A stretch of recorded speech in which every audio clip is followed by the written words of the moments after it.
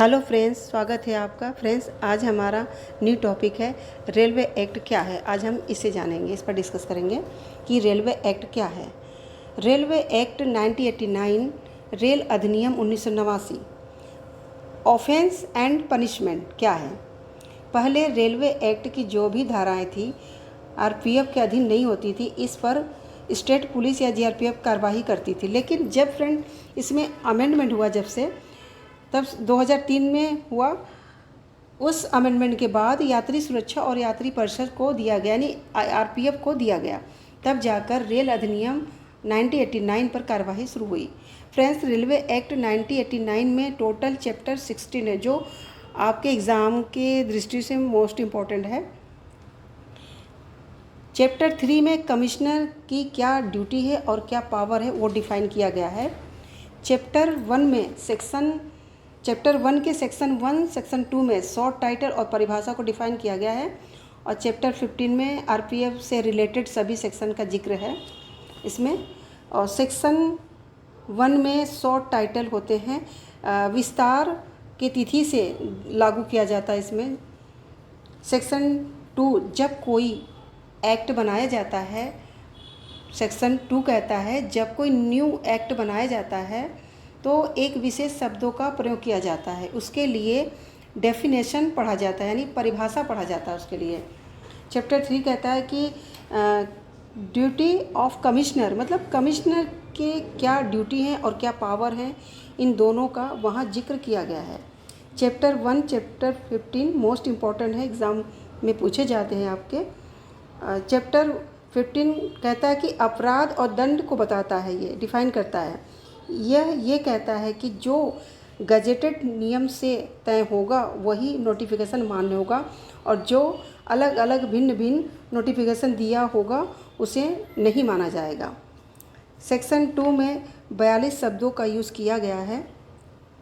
Section 2 clause 1 authorised, यानी प्राधिकृत, rail प्रशासन द्वारा ऑथोराइज्ड।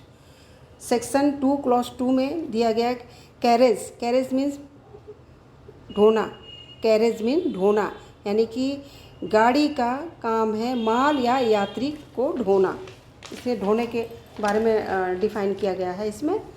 क्लॉज 3 कहता है क्लेम्स ट्रम्बल, मतलब क्लेम्स दावा, ट्रम्बल्स एक प्रकार का कोर्ट है ये, जो हाई कोर्ट के बराबर इसे शक्तियाँ मिली हुई हैं। इसमें रेल से संबंधित कोई भी क्लेम का दावा किया जाएगा। सेक्शन 2 क्लॉज 6 कमिश्नर आयुक्त को डिफाइन किया है।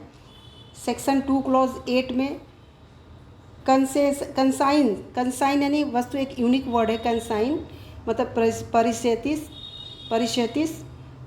ये मतलब कि वर्ड है, यूनिक वर्ड है, भेजा गया है मतलब। और क्लॉज 9 ये कहता है, सेक्शन 2 क्लॉज 9 ये कहता है कि कंसाइनमेंट मतलब प्रेषण, कंसाइनमेंट यानी प्रेषण, वह वस्तु जो रेल प्रशासन एक स्थान से दूसरे स्थान पर भेजने के लिए सौंपा गया है उसे कहते हैं।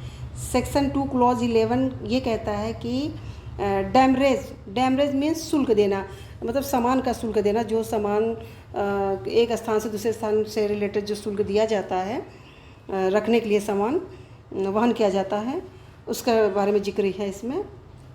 सेक्शन 2 क्लॉज 14 कहता है फेयर चार्जेस, मतलब किराया, यात्री के वहन करने को, जो यात्री द्वारा जो किराया वहन किया जाता है कि एक जगह से दूसरे जगह स्थान पर ले जाने के लिए जो वहन किया जाता है, फेयर चार्जेस के बारे में डिफाइन किया गया है। क्लॉज 16 कहता है कि फॉरवर्डिंग, मतलब फॉरवर्डिंग नोट, यानी कि प्रेषण या टिप्पण, फॉरवर्डिंग मतलब कि प्रेषण या टिप्पण, मतलब धारा 64 के तहत जो डॉक्यूमेंट है वो फॉरवर्डिंग करना नोट है, फॉरवर्डिंग नोट है। अच्छा, क्लॉज 22 कहता है कि लेवल क्रॉसिंग, मतलब लेवल क्रॉसिंग का अर्थ है कि समतल सड़क और पटरी एक दूसरे को काटती हुई रेल की जो पटरियाँ होती हैं। और क्लॉज 23 कहता है कि लगेज, मतलब सामान, लगेज मीन्स सामान, वह सामान जो यात्री मतलब यात्री स्वयं ले जा रहे हैं या प्रशासन को वहन किया गया है सामान के लिए। Section 2 clause 26A officer authorised, officer authorised मतलब कि मीन्स धारा 179 की धारा के अधीन, धारा 2 के अधीन अधिकृत।